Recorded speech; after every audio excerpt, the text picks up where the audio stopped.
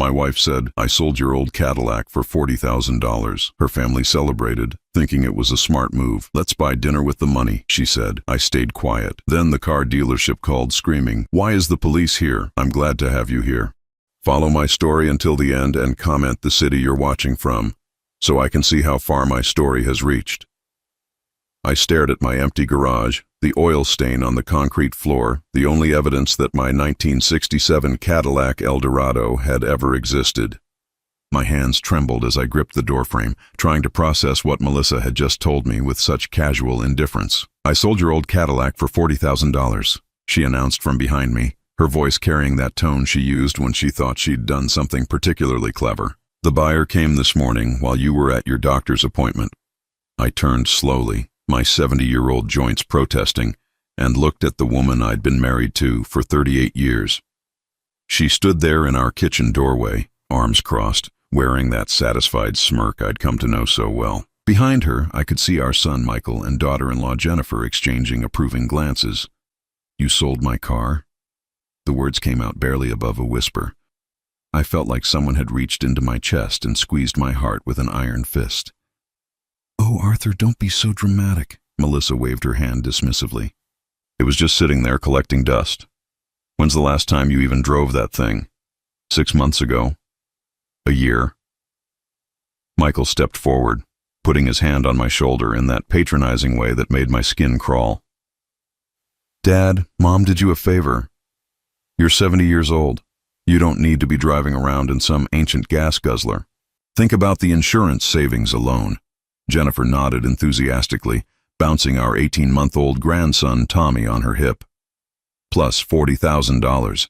That's a small fortune, Grandpa Art. You could buy something practical, maybe a nice sedan with good safety ratings." I wanted to scream.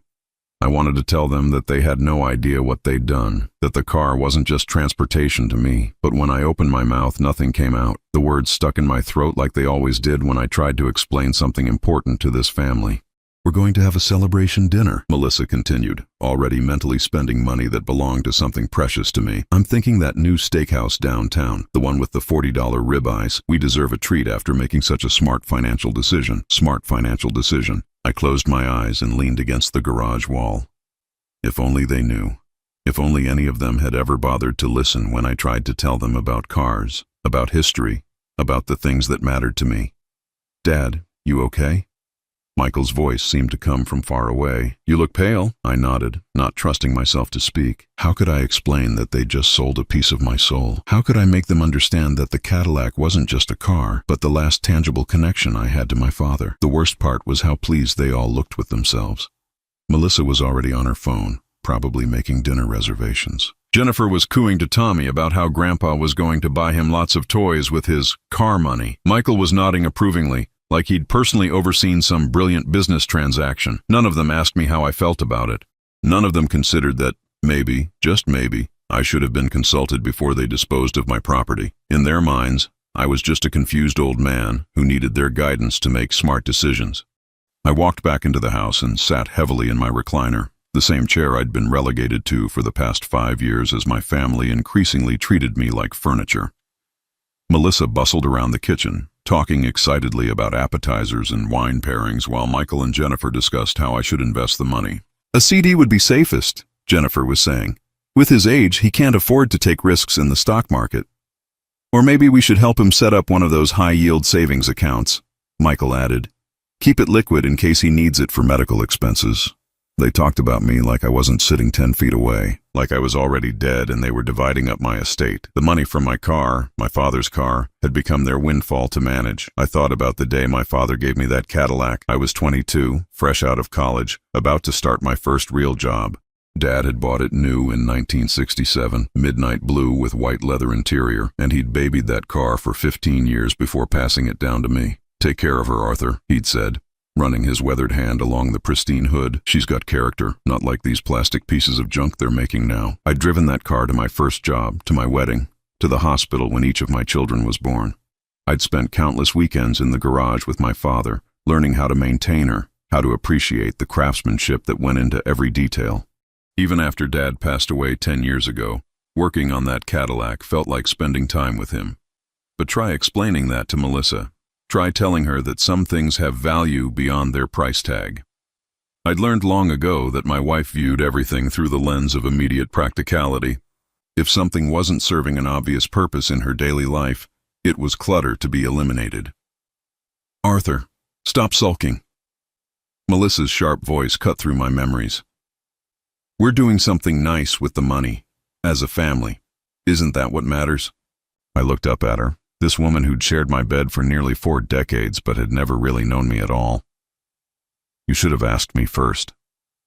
She laughed, actually laughed. "Asked you? Honey, we both know you would have said no. You'd have given me 100 reasons why that old car needed to stay in our garage forever, taking up space we could use for something useful. It was useful to me." "Sitting there covered in dust is useful?" Jennifer chimed in. "Grandpa Art, you haven't even started it in months." That wasn't true, but I didn't bother correcting her. I'd started the Cadillac every Sunday morning, just like my father taught me. I'd let her warm up while I checked the fluid levels and tire pressure. Sometimes I'd take her for a short drive around the neighborhood, feeling the smooth power of that 428 cubic inch V8 engine purring beneath the hood. But they never saw those Sunday mornings. They never witnessed my weekly ritual of connection with the past. In their world, if they didn't observe something happening, it simply didn't exist. My phone rang, startling everyone. The caller ID showed a number I didn't recognize, but something told me to answer. "Is this Arthur Stevenson?" The voice on the other end sounded frantic, almost panicked. "Yes, this is Arthur." "Sir, this is Bill Patterson from Patterson Classic Cars. I need to ask you something very important. Did you sell me a 1967 Cadillac Eldorado today?" My heart started pounding. The room went quiet as my family sensed something was wrong. My wife handled that transaction. "Sir, I need you to listen to me very carefully. The police are here. They're asking questions about this car, and I need to know. Are you absolutely certain you authorized this sale?" The phone slipped from my trembling fingers and clattered to the floor. Melissa's face had gone white as snow. Michael and Jennifer were staring at me with wide, confused eyes. From the dropped phone, I could hear Bill Patterson's voice growing more urgent. "Mr. Stevenson? Mr. Stevenson, are you there? Sir, why are the police asking me about stolen property?" The silence in our living room was deafening after I hung up the phone with Bill Patterson. Melissa stood frozen in the kitchen doorway, her face pale as parchment. Michael and Jennifer exchanged worried glances while baby Tommy gurgled obliviously in his high chair. What did he mean about stolen property? Melissa's voice cracked, the confident tone from earlier completely gone. I picked up the phone from where it had fallen and set it carefully on the side table. My hands were steadier now, steadier than they'd been in years. Something about hearing that panic in Bill Patterson's voice had awakened something in me that had been sleeping for far too long. "Arthur, answer me." Melissa stepped closer, her eyes darting between me and the phone. "What's going on?" I looked at her for a long moment. This woman who'd just sold away 15 years of memories without a second thought. How do you explain to someone who's never valued anything beyond its immediate utility that some possessions carry the weight of entire lifetimes? "That car," I said quietly, "wasn't just any 1967 Eldorado." "What do you mean?" Michael asked, shifting uncomfortably in his chair. I closed my eyes and let myself drift back to 1992, 13 years after I'd inherited the Cadillac from my father. I was 45 then, still young enough to crawl under cars without my back screaming in protest, still naive enough to believe that sharing my passions with my family would bring us closer together. I'd been in the garage that Saturday morning, replacing the carburetor gaskets, when I found the envelope tucked behind the glove compartment. My name was written on it in my father's careful handwriting. "For Arthur, when you're ready to understand." Inside were papers I'd never seen before, documentation from the Cadillac factory in Detroit, letters from engineers. Most importantly, a certificate of authenticity that made my hands shake as I read it. My father's 1967 Eldorado wasn't just any Eldorado. It was one of only 12 ever built with a special high-performance engine package that Cadillac had developed but never officially released. The package had been a secret project, assembled by hand for a select group of Cadillac executives and automotive journalists. Each car was essentially a prototype, worth exponentially more than a standard Eldorado. But my father had never told me. He'd kept that secret right up until his death, leaving me to discover it years later, when I was mature enough to handle the responsibility that came with such knowledge. Dad? Michael's voice pulled me back to the present. You're scaring us. What's so special about the car? I opened my eyes and looked at my son, this 42-year-old man who'd never shown the slightest interest in anything I cared about. How many times had I tried to share my knowledge of cars with him? How many Saturday mornings had I invited him to the garage only to be told he had more important things to do? Your grandfather, I began, my voice growing stronger with each word, was more than just a mechanic. He was what they called a car whisperer back in his day. Cadillac consulted with him on special projects. Jennifer scoffed. Grandpa was a mechanic at a local garage. I remember you telling us that. He was, but he was also one of the most respected engine specialists on the East Coast. Cadillac flew him to Detroit 6 times in 1967 to work on a secret project. Melissa's eyes narrowed. You never mentioned any of this before. I tried to. For years, I tried to tell you about the car's history, about what made it special. But every time I brought it up, you'd change the subject or tell me I was boring everyone with my car stories. The room fell quiet except for Tommy babbling to himself. I could see the doubt in their faces, the assumption that I was making this up to justify my attachment to an old car. The engine in that Cadillac, I continued, wasn't the standard 428. It was a modified version that produced 60 more horsepower than anything Cadillac officially sold that year. Only 12 cars were ever built with that engine.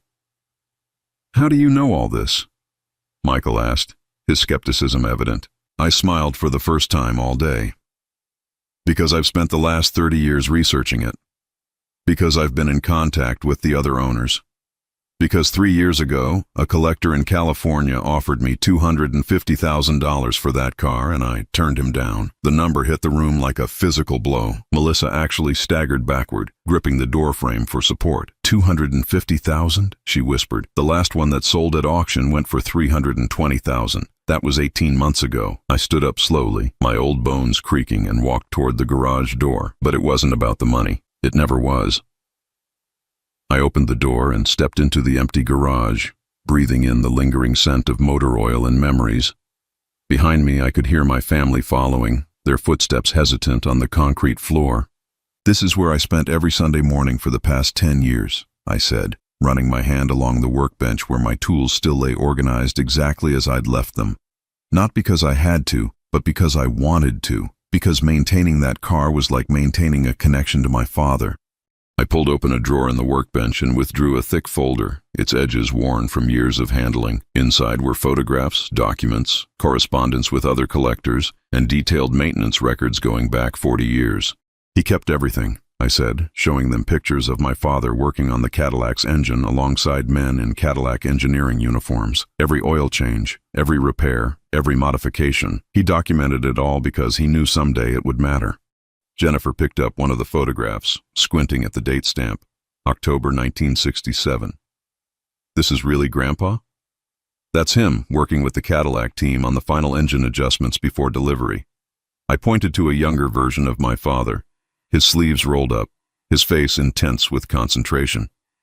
He was proud of that work, but he never bragged about it. He wasn't that kind of man. Melissa was frantically flipping through the documentation, her face growing paler with each page. Arthur, why didn't you ever show me these papers? I turned to face her, and for the first time in years, I didn't try to soften my words. Because you never asked. Because every time I tried to talk about the car, you made it clear that you thought it was a waste of time. Because you treated my interests like they were foolish hobbies that didn't matter. The truth hung in the air between us like smoke from a fire that had been smoldering for decades. I could see the exact moment when Melissa realized what she'd done, when the magnitude of her mistake finally penetrated her consciousness. But it's just a car, she said weakly, though her voice lacked any conviction. No, I said firmly, it's history, it's craftsmanship.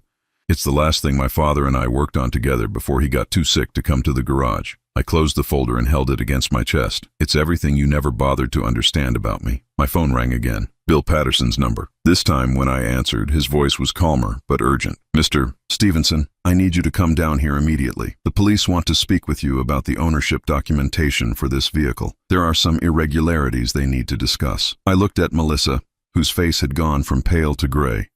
What kind of irregularities? Sir, did you personally sign the title transfer? Because the signature on this paperwork doesn't match the signature on your driver's license. The phone slipped from my hand again, but this time I let it fall. Behind me I could hear Melissa's sharp intake of breath, the sound of someone who had just realized that her clever plan had crossed a line she never intended to cross. For the first time in 38 years of marriage, I truly saw my wife clearly.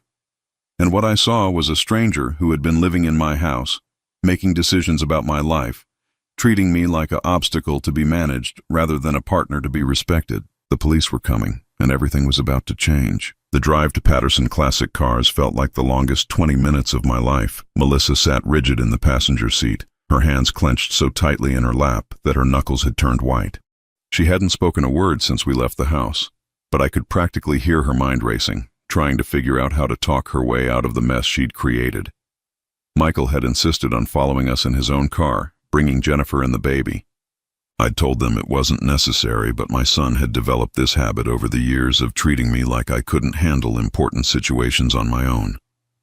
Today, for the first time, I was grateful for his interference. I had a feeling I was going to need witnesses for whatever was about to unfold. Patterson Classic Cars sat on the outskirts of town, a sprawling lot filled with pristine vintage automobiles that gleamed under the afternoon sun. I'd driven past this place countless times over the years, always slowing down to admire the inventory, but I'd never had reason to stop. Bill Patterson had a reputation for dealing only in the most exceptional classic cars, the kind that serious collectors fought over at auctions. As we pulled into the parking lot, I could see my Cadillac immediately. She sat apart from the other vehicles, surrounded by 3 police cars and a small crowd of people in suits. Even from a distance, she looked magnificent, her midnight blue paint catching the light like liquid metal, her chrome bumpers gleaming like mirrors. For a moment, my heart swelled with pride at how beautiful she still was after all these years. Then I saw the tension on the faces of the people gathered around her, and reality crashed back down on me. Bill Patterson approached our car before we'd even finished parking. He was a tall, thin man in his 60s with graying hair and worried eyes behind wire-rimmed glasses. His usual confident demeanor, the kind you'd expect from someone who dealt in 6-figure automobiles, had been replaced by barely controlled panic. "Mr. Stevenson," he said as I stepped out of the car, "thank you for coming so quickly. I'm afraid we have a very serious situation here." Detective Maria Santos introduced herself with a firm handshake and direct eye contact that made me feel like she could see straight through to my soul. She was younger than I'd expected, maybe 45, with sharp features and an intensity that suggested she didn't waste time on pleasantries. "Mr. Stevenson, I need to ask you some direct questions about the sale of this vehicle. Did you personally authorize your wife to sell this car?" I glanced at Melissa, who was standing behind me like she was trying to make herself invisible. "No, I did not." "Were you aware that she was planning to sell it?" "No, I found out about the sale after it had already happened." Detective Santos nodded, making notes in a small notebook. "Mr. Patterson, would you please explain to Mr. Stevenson what happened when you attempted to register the title transfer?" Bill Patterson ran his hand through his hair nervously. "When I submitted the paperwork to the DMV, they flagged the title immediately. The signature didn't match your signature on file, and when they ran the VIN number through their database, it came back with some unusual classifications." "What kind of classifications?" I asked, though I suspected I already knew the answer. "Mr. Stevenson," Detective Santos said, "this vehicle is registered with the National Historic Vehicle Registry as a significant automotive artifact. Cars with this designation require special documentation for any ownership transfers. The DMV is required to verify that sales are legitimate and that the vehicles aren't being stolen or sold under false pretenses." I felt a surge of vindication mixed with sadness. My father had registered the car with the Historic Registry in 1985, ensuring that its significance would be preserved for future generations. It was one of the many things he'd done to protect the Cadillac's legacy, one of the many things I'd tried to explain to my family over the years. "Furthermore," the detective continued, "our investigation revealed that this particular vehicle has been the subject of numerous inquiries from collectors and museums over the past decade. Its estimated value is significantly higher than the sale price your wife negotiated." Melissa finally found her voice. "I didn't know about any of that. Arthur never told me the car was worth so much money." I turned to look at her, and the anger that had been building inside me for hours finally broke free. "I tried to tell you, Melissa. For 10 years I tried to share this with you. Every time I mentioned the car's history, you rolled your eyes and changed the subject. You made it clear that you thought my interests were stupid and boring. That's not true, she protested, but her voice lacked conviction. Isn't it? I pulled out my phone and scrolled through my photos until I found what I was looking for. Here's a picture I took 3 months ago of a letter I received from the Peterson Automotive Museum in Los Angeles. They wanted to feature the Cadillac in a special exhibit about prototype vehicles. I showed you this letter and you know what you said? Melissa's face flushed red. She remembered. You said, "That's nice, honey," and went back to watching your television show. You didn't even look at the letter. You never look at anything that matters to me. Michael stepped forward, his face pale with dawning realization. Dad, are you saying this car is worth more than $40,000? Detective Santos answered before I could. Mr. Stevenson, based on recent auction results for similar vehicles, your car's estimated value is between $250,000 and $400,000. The number hit my family like a physical blow. Jennifer actually gasped out loud. Michael stumbled backward and had to lean against his car for support. Melissa looked like she was going to faint. $400,000, Michael whispered. The last comparable vehicle sold at Barrett Jackson for $375,000, Bill Patterson added. And that one wasn't in nearly as pristine condition as your father's car. I watched my family absorb this information, saw the exact moment when they realized the magnitude of what had been lost. But what struck me most wasn't their shock at the money.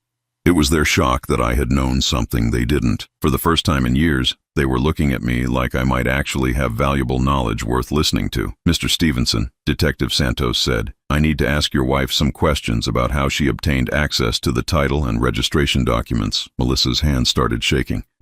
Arthur keeps all the car papers in his desk drawer. I just took them when I needed them. Did you attempt to forge his signature on the title transfer? I thought. Melissa's voice trailed off as she realized there was no good way to answer that question. Ma'am, I need a yes or no answer. Did you sign your husband's name to legal documents without his permission? Melissa looked around desperately, as if searching for someone to rescue her from the consequences of her actions. Her eyes landed on me, pleading and panicked. For 38 years I had been her safety net. Every time she made a mistake, every time she acted impulsively, every time she needed someone to clean up her messes, I had been there. I had smoothed things over, made excuses, covered for her poor judgment. But standing there in that parking lot, looking at my beautiful Cadillac surrounded by police cars, something fundamental shifted inside me. I wasn't going to save her this time. I wasn't going to pretend that what she'd done was acceptable just to keep peace in the family.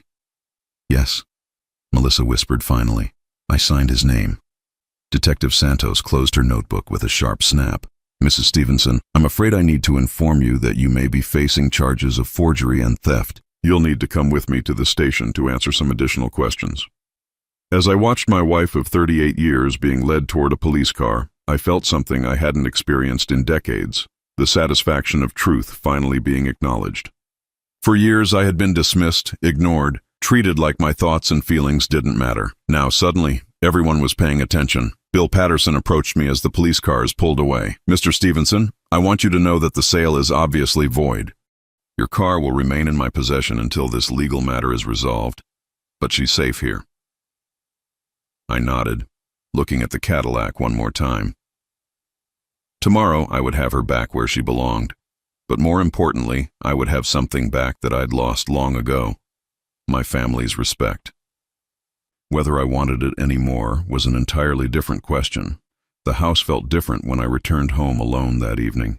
Melissa was still at the police station, and Michael had taken Jennifer and the baby back to their place, promising to call me later after he'd processed everything. I walked through rooms that had been filled with voices and activity just hours earlier, and the silence was both unsettling and strangely peaceful. I made myself a simple dinner, scrambled eggs and toast, the kind of meal Melissa always criticized as bachelor food, and sat at the kitchen table with the folder of documents about the Cadillac spread out before me. For the first time in years, I could look at these papers without having to explain or justify their importance to anyone. The phone rang at 8:30. Michael's name appeared on the caller ID. Dad, how are you holding up? I'm fine, son. And surprisingly, I was. How's your mother? She's pretty shaken up. The police released her a few hours ago, but she has to appear in court next week. Michael paused, and I could hear him taking a deep breath. Dad, I need to ask you something, and I want you to be honest with me. All right. Did you really try to tell us about the car? About how valuable it was? I leaned back in my chair, thinking about all the conversations we'd never really had. All the times I'd started to share something important only to be dismissed or ignored. Michael, 3 years ago at Christmas, I brought down a book about prototype Cadillacs. I spent 20 minutes showing you pictures of cars just like mine, explaining about the special engines, the limited production numbers. Do you remember what you said? Silence on the other end of the line. You said, "That's interesting, Dad," and then you immediately started talking about your promotion at work. You've always done that, son. All of you have. Whenever I try to share something that matters to me, you find a way to redirect the conversation to something you think is more important. I remember that Christmas. I thought you were just showing me old car pictures. They weren't just old car pictures.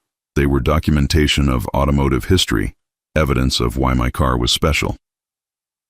I pulled out one of the articles from the folder, a piece from Hemmings Motor News that featured a 2-page spread about prototype Eldorados. I've tried to share this passion with you and your sister for decades, but none of you ever wanted to listen. Michael was quiet for a long moment. When he spoke again, his voice sounded different, smaller somehow. Dad, I'm starting to realize that maybe we haven't been very good at listening to you about a lot of things. That admission hung between us like a bridge neither of us was quite ready to cross. I wanted to tell him that it was okay, that we could start over, that families make mistakes and learn from them, but the words wouldn't come. The hurt was too deep, had been building for too many years. Your mother took those papers from my desk without asking, I said instead. She forged my signature on legal documents. She sold something that belonged to me without my knowledge or consent. Those aren't mistakes, Michael. Those are choices. I know. But Dad, she's family. We have to figure out how to work through this. Family. The word that had been used to justify so many years of dismissal and disrespect. The excuse that was supposed to make everything acceptable because we shared the same last name. Michael, can I ask you something? When was the last time you called me just to talk? Not because you needed something, not because your mother told you to check on me, but just because you wanted to hear my voice. The silence stretched so long I thought he might have hung up. I don't remember, he admitted finally. When was the last time you asked about my hobbies, my interests, my thoughts about anything that mattered to me? Dad, please don't. When was the last time any of you treated me like I was a person worth knowing instead of just an old man who needed to be managed and protected from his own decisions? I heard Michael's sharp intake of breath. That's not fair, isn't it? I stood up and walked to the kitchen window, looking out at the empty driveway where the Cadillac should have been parked. For 5 years, you've all been making decisions for me. What I should drive, where I should live, how I should spend my money, what hobbies are appropriate for someone my age. You've treated me like I'm incompetent, like my 70 years of life experience count for nothing. We were trying to help. No, Michael, you were trying to control. There's a difference. The next morning brought unexpected visitors. I was in my workshop area of the garage, organizing tools and trying to restore some sense of normalcy to my routine, when I heard cars pulling into the driveway. Through the window, I could see 2 vehicles I didn't recognize, a silver BMW and a red pickup truck. The doorbell rang, and I opened it to find 3 people I'd never met before. An elderly man with a carefully groomed beard, a middle-aged woman with intelligent eyes, and a younger man who looked like he might be a mechanic based on his work clothes. Mr. Stevenson, the older man asked. I'm Robert Chen. I understand you own a 1967 Eldorado prototype. I'm sorry, how did you... Word travels fast in the collector car community, the woman said, extending her hand. I'm Dr. Sarah Martinez from the Automotive Heritage Foundation. This is Tommy Ricci, one of the finest restoration specialists on the East Coast. Robert Chen smiled apologetically. Mr. Stevenson, I hope you don't mind the intrusion, but when we heard that your car had surfaced for sale, we had to reach out. I've been searching for one of these prototypes for 15 years. Searching for one? I own 2 of the other 11, he explained. I've been trying to document the history of all 12 cars for a book I'm writing about Cadillac's secret projects. Your car is the most complete example we've found. Dr. Martinez pulled out a tablet and showed me photographs of beautifully restored classic cars in museum settings. Mr. Stevenson, the Automotive Heritage Foundation preserves significant vehicles for future generations. We'd love to discuss the possibility of featuring your car in our permanent collection. I invited them in, still processing the fact that strangers knew more about my car's current situation than my own family had known about its historical significance. As we sat in my living room, they told me stories about the other prototype owners, about the network of enthusiasts who'd been tracking these rare vehicles for decades.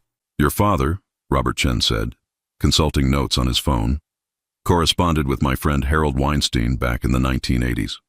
Harold owns car number 7. They exchanged detailed maintenance records and photographs. He showed me copies of letters written in my father's careful handwriting, discussing technical details about the special engines, sharing information about parts availability and restoration techniques. It was like discovering a whole side of my father's life that I'd never known existed. He was quite respected in our community, Dr. Martinez added. His documentation of the prototype specifications was instrumental in helping us understand the engineering differences between these cars and the standard production models. Tommy Ricci leaned forward, his eyes bright with enthusiasm.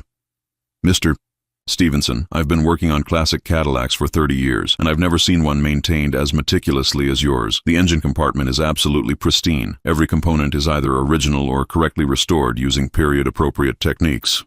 I felt a surge of pride that had nothing to do with money or prestige. These people understood what I'd been trying to explain to my family for years, that the Cadillac represented something larger than just transportation. It was a piece of automotive history, a testament to craftsmanship, a link to a time when cars were built by hand with attention to every detail. Mr. Stevenson, Robert Chen said carefully, I hope you don't mind me asking, but we heard through the collector network that your car was almost sold yesterday. Is everything all right? I found myself telling them the whole story, about Melissa's sale, about the police involvement, about my family's complete lack of understanding about what they'd almost lost. These strangers listened with the kind of attention my own family had never shown, asking thoughtful questions and expressing genuine shock at how close the car had come to disappearing into the wrong hands.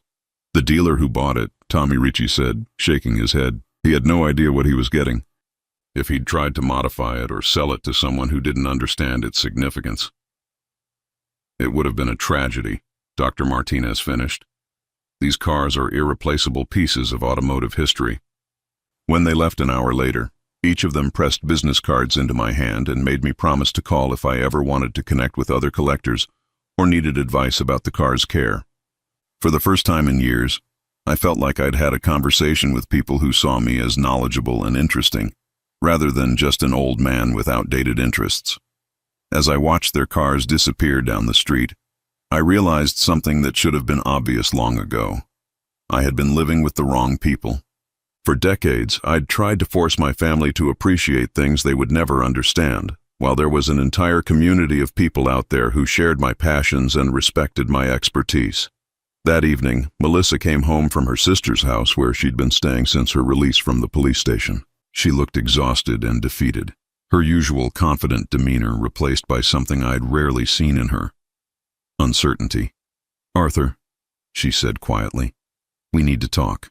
I looked up from the collector car magazine I'd been reading, one that Robert Chen had left for me, with an article about prototype vehicles that included a mention of my father's documentation work. All right, I said, let's talk. Melissa sat across from me at our kitchen table, the same table where she'd announced the sale of my Cadillac just 2 days earlier. Her hands were folded in her lap, and for the first time in our 38-year marriage, she looked genuinely unsure of herself. I know you're angry, she began, her voice barely above a whisper. I know I made a terrible mistake. I set down the collector magazine and studied her face. The woman who had always been so certain of her decisions, so quick to dismiss my concerns, now looked small and vulnerable.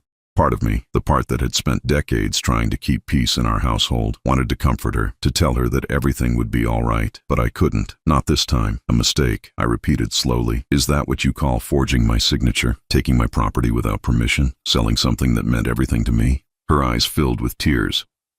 I didn't know it meant everything to you. You never said. I said it every day for 10 years. The words came out harder than I'd intended, but I didn't soften them. Every time I worked on that car, every time I talked about its history, Every time I tried to share what it represented to me, you chose not to listen. Melissa wiped her eyes with a tissue. I thought it was just a hobby, something to keep you busy in retirement. No, Melissa, you thought it was an inconvenience. You thought my interests were silly and my knowledge was worthless. I leaned forward, meeting her gaze directly. And you weren't the only one. Before she could respond, the doorbell rang. Through the front window, I could see Michael's car in the driveway, along with another vehicle I didn't recognize. When I opened the door, I found Michael standing beside a well-dressed woman with a briefcase. "Dad," Michael said, his voice tense. "This is Patricia Holloway, Mom's attorney. We need to discuss the legal situation." Patricia Holloway was a sharp-eyed woman in her 50s who radiated the kind of confidence that came from years of getting people out of difficult situations. She shook my hand firmly and asked if we could sit down to talk. "Mr. Stevenson," she said once we were all seated in the living room, "your wife has shared with me the circumstances surrounding the sale of your vehicle. I understand there's been a misunderstanding about ownership and authorization." "There's been no misunderstanding," I said calmly. "My wife stole my car and forged my signature to sell it." "Those are facts, not misunderstandings." Patricia's eyebrows rose slightly. "Mr. Stevenson, I think we can resolve this matter without involving the criminal justice system. Your wife made an error in judgment, but her intentions weren't malicious. She genuinely believed she was helping by liquidating an asset that seemed to be sitting unused." I almost laughed at the careful legal language she was using to describe theft and forgery. "Miss Holloway, do you know how much that car is worth?" "I understand it's more valuable than initially thought, yes. Between $250,000 and $400,000. My wife liquidated an asset worth more than our house without bothering to find out what it was actually worth." Michael shifted uncomfortably in his chair. "Dad, we all made assumptions. We should have asked more questions. You should have listened to the answers I'd been giving you for years." Patricia opened her briefcase and pulled out several documents. "Mr. Stevenson, I've prepared some paperwork that could help resolve this situation amicably. If you're willing to sign a statement indicating that this was a family misunderstanding rather than intentional theft, the prosecutor might be willing to drop the charges against your wife." I looked at the papers she was holding, then at Melissa's hopeful face, then at Michael's anxious expression. They were asking me to lie, to pretend that years of dismissal and disrespect had been just a misunderstanding, to protect Melissa from the consequences of her actions by taking responsibility for her choices. "No," I said quietly. Patricia blinked. "Excuse me?" "No, I won't sign those papers. I won't lie to protect someone who showed me such complete disrespect." "Arthur, please," Melissa said, fresh tears starting to flow. "I'm your wife. We can work through this." "Are we?" I asked. "Are we really going to work through this? Or are you going to go back to ignoring everything I say the moment this crisis passes?" The room fell silent. Patricia glanced between Melissa and me, clearly recognizing that this was about much more than a car sale gone wrong. "Mr. Stevenson," she said carefully, "what would it take for you to consider resolving this matter privately?" I thought about Robert Chen and Dr. Martinez and Tommy Ricci, people who had spent an hour in my home and shown more interest in my knowledge and expertise than my own family had shown in years. I thought about the community of collectors who had been tracking my car for decades, who understood its significance in ways my family never would. I want my car back, obviously. I want acknowledgement that what was done to me was wrong, not just a misunderstanding. And I want assurance that nothing like this will ever happen again. "Of course," Melissa said quickly. "Arthur, I promise I'm not finished." I turned to Michael. "I also want honesty about something else, something I discovered yesterday." Michael's face went pale. "What do you mean?" I walked to the kitchen and returned with a small wooden box that I'd found while looking through my workshop the previous evening. Inside were receipts, warranties, and documentation for various tools and equipment that had disappeared from my garage over the past 5 years.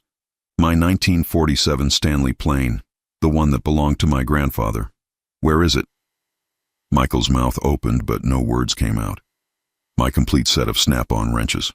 The ones I bought in 1973 with my first paycheck from the electric company. Where are they?" "Dad, I can explain. The antique tool chest that my father built by hand in 1958. I noticed it missing last month." "Where is it, Michael?" Melissa's face had gone completely white. She knew. Of course she knew. "We needed money for Jennifer's medical bills when Tommy was born," Michael said miserably. Mom suggested that you had a lot of old tools that you weren't using anymore, and there's this antique dealer who you've been stealing from me for years." The words came out flat, emotionless. I was beyond anger now, in that strange, calm place that exists on the other side of betrayal. "Both of you." Patricia Holloway cleared her throat uncomfortably. "Mr. Stevenson, perhaps we should focus on the current legal matter." "No," I said firmly. "This is exactly what we should be focusing on. This pattern of taking my possessions without permission, of treating me like my property belongs to the family to dispose of as they see fit." I pulled out my phone and showed them the photos I'd taken the day before while Robert Chen and his colleagues were visiting. Pictures of empty spaces in my workshop where tools should have been. Pictures of the documentation I'd kept of every item. I've been documenting this for months, wondering if I was losing my memory or if things were actually disappearing. Now I know. Michael buried his face in his hands. "Dad, we always planned to tell you. We were going to replace everything once Jennifer got back to work." "With what money? You sold tools worth thousands of dollars to pay for medical bills, then planned to replace them with inferior modern versions from the hardware store?" "We didn't know they were valuable," Melissa said desperately. "Because you never asked. Because you assumed that anything old was worthless, that anything I cared about was expendable." I looked at each of them in turn. How many other things have disappeared that I haven't noticed yet? The silence that followed was answer enough. Patricia Holloway stood up, her professional composure finally cracking. "Mr. Stevenson, I think I need to advise my client that this conversation should end here. Given the scope of what's being discussed, Mrs. Stevenson may need different legal representation." "That's probably wise," I agreed, "because this isn't just about one car anymore." After Patricia and Michael left, Melissa and I sat alone in our living room for the first time since this whole situation began. The house felt different now, charged with truths that had been hidden for too long. "Arthur," she said finally, "what do you want from me? What do I need to do to fix this?" I looked at this woman I'd shared a life with for nearly 4 decades, and I realized that the question itself revealed how little she understood about what had been broken between us. "I don't think you can fix it, Melissa," I said quietly. "I don't think you even understand what needs to be fixed. Then help me understand." I pulled out the collector car magazine that Robert Chen had left for me and opened it to the article about prototype vehicles. "See this? This article mentions my father's work documenting these cars. It calls him instrumental in preserving automotive history. There are people all over the country who know his name, who respect what he accomplished." Melissa looked at the page, reading slowly. "Yesterday, 3 strangers drove to our house because they wanted to meet the son of the man who helped preserve these cars. They spent an hour asking about my knowledge, my experiences, my insights. They treated me like I had something valuable to offer." I closed the magazine and set it aside. "You've lived with me for 38 years, and you've never once treated me like I had anything valuable to offer. You've never asked about my father's work, never shown interest in my knowledge, never acknowledged that I might know something worth knowing." Melissa's tears were flowing freely now. "I'm sorry. I'm so sorry, Arthur. I didn't realize." "That's the problem, Melissa. You didn't realize because you didn't want to realize. It was easier to dismiss me than to take the time to understand me." The phone rang, interrupting our conversation. It was Detective Santos. "Mr. Stevenson, I wanted to let you know that we've completed our investigation. Your vehicle will be returned to you tomorrow morning. However, I need to inform you that we've uncovered additional irregularities in the paperwork that your wife submitted. We may need to expand our investigation beyond just this single incident." I looked at Melissa's stricken face and made a decision that surprised even me. "Detective Santos, I appreciate your thoroughness, but I think one case is sufficient. My wife understands the seriousness of what she did. I don't think we need to complicate matters further." After I hung up, Melissa stared at me in shock. "Why did you do that?" "You could have." "Because," I said, standing up and walking toward the garage, "I'm not interested in revenge. I'm interested in respect. And respect can't be forced or legislated. It has to be earned." I paused at the garage door and looked back at her one last time. "The question now is whether you think I'm worth the effort of earning it." 3 months later, I stood in my new garage, watching the morning sunlight stream through the windows and illuminate my 1967 Cadillac Eldorado. She looked magnificent in her new home, a modest 2-bedroom house on the outskirts of town that I'd purchased with money from the sale of half my tool collection to serious collectors who appreciated their historical value. The decision to leave Melissa hadn't been dramatic or angry. It had been quiet, methodical, and surprisingly peaceful. After 38 years of trying to force a square peg into a round hole, I'd simply stopped trying.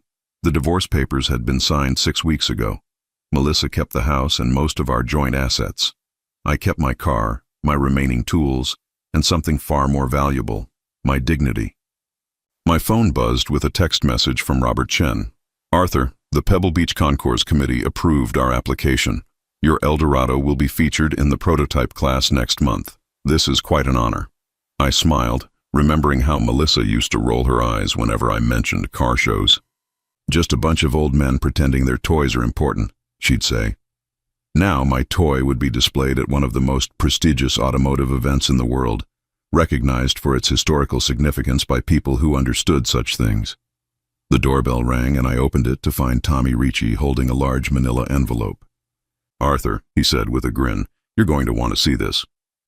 Inside the envelope were photographs from a classic car auction held the previous weekend in Arizona.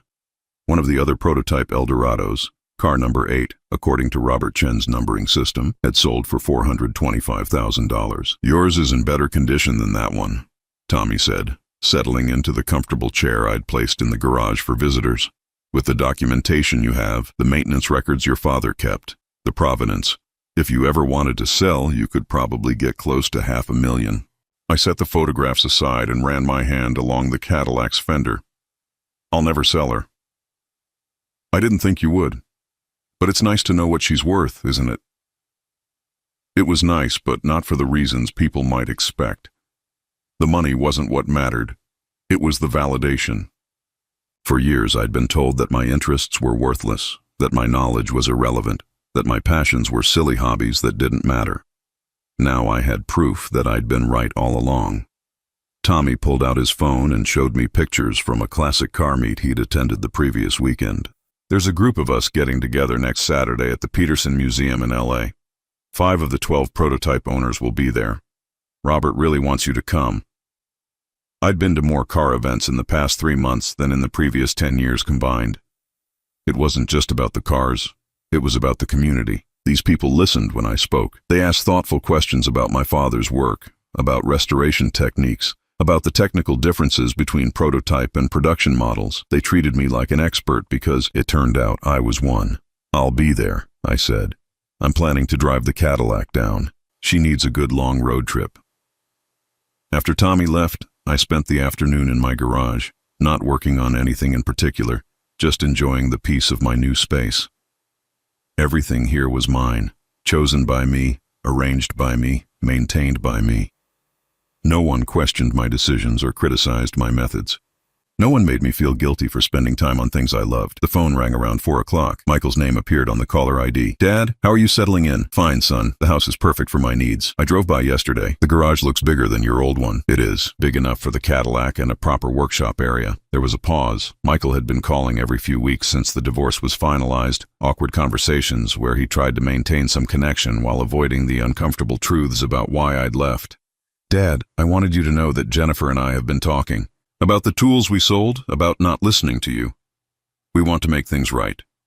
How do you plan to do that?" "We found some of your grandfather's tools at estate sales. Not the exact ones, but similar pieces from the same era. And we located the antique dealer who bought your tool chest. He still has it, and he's willing to sell it back. I appreciated the effort, but they still didn't understand." "Michael, it's not about the tools themselves. It's about what they represented. The connection to my father and grandfather, the respect for craftsmanship, the value of maintaining things rather than discarding them." "I know. I think I'm starting to understand that now." "Are you? Or are you just trying to ease your guilt?" The question hung between us like a bridge that neither of us was sure we wanted to cross. "Dad, what can I do? What do any of us need to do to earn your forgiveness?" I walked over to the workbench where I'd organized my remaining tools, the ones that hadn't been sold, plus several new pieces I'd acquired from collectors who appreciated their significance. Each tool had its place, its purpose, its story. "Michael, forgiveness isn't something you earn by grand gestures or expensive purchases. It's something that develops over time through consistent respect and understanding. I want to try, if you'll let me." I thought about the lonely dinners in my new house. The quiet evenings with no family around. The grandchildren I rarely saw anymore. The independence I'd gained had come at a cost, and some days that cost felt heavier than others. "All right," I said finally. "But this time, we do things differently. If you want to rebuild our relationship, you start by listening. Really listening. Not just waiting for your turn to talk. I can do that. Can you? Can you sit in my garage for an hour while I explain the difference between a 1967 Eldorado and a '68? Can you look at my tools and ask about their history instead of calculating their resale value? Can you treat me like I have knowledge worth learning instead of problems worth solving?" "Yes, I want to learn, Dad. I want to understand what's important to you." After we hung up, I sat in my garage as the afternoon sun slanted through the windows, creating patterns of light and shadow on the concrete floor. The silence was complete except for the distant sound of traffic and the ticking of the old electric clock I'd hung on the wall. For the first time in years, I felt truly content. Not happy in the giddy, excited way of someone who'd won a prize, but content in the deep, settled way of someone who'd finally found their proper place in the world. My phone buzzed with a message from Dr. Martinez at the Automotive Heritage Foundation. "Arthur, the board approved your proposal. We'd love to have you as a consulting curator for our prototype vehicle collection. When can you start?" I smiled and typed back, "How about Monday?" The consulting position would pay well, but more importantly, it would give me purpose. I'd be working with people who valued my expertise, documenting the history of significant vehicles, helping preserve automotive heritage for future generations. It was exactly the kind of work my father would have been proud to see me doing. As the sun began to set, I started the Cadillac's engine and backed her out of the garage. The 428 cubic inch V8 rumbled to life with the deep, satisfied sound of properly maintained machinery. I drove slowly through my new neighborhood, windows down, feeling the smooth power that my father and his colleagues had built into this remarkable machine. At a red light, a young man in the car next to me rolled down his window and called out, "Beautiful car, sir. What year is it?" 1967, I replied. "One of only 12 ever built like this." His eyes widened with interest. "Really? That's incredible. I'd love to hear more about it sometime." "Stop by my garage any Saturday morning," I said, handing him one of the business cards I had printed for my consulting work. "I'll be happy to tell you the whole story." As I drove home, I realized that this was what I'd been searching for all along. Not just people who would listen to me, but people who wanted to listen. People who saw value in knowledge and respected the time it took to develop expertise. I pulled back into my garage and sat for a moment with the engine running, savoring the sound and feeling of the car around me. Tomorrow, I would drive to Los Angeles for the car meet. Next week, I would start my new job at the Heritage Foundation. Next month, the Cadillac would be displayed at Pebble Beach, appreciated by thousands of people who understood automotive history. But tonight, I was simply a 70-year-old man sitting in his garage with his father's car, finally at peace with the choices he'd made. I turned off the engine and sat in the sudden quiet, surrounded by tools that belonged to me, in a space that was truly mine, with a future that I would define on my own terms. For the first time in decades, I wasn't waiting for someone else's approval or permission. I was free.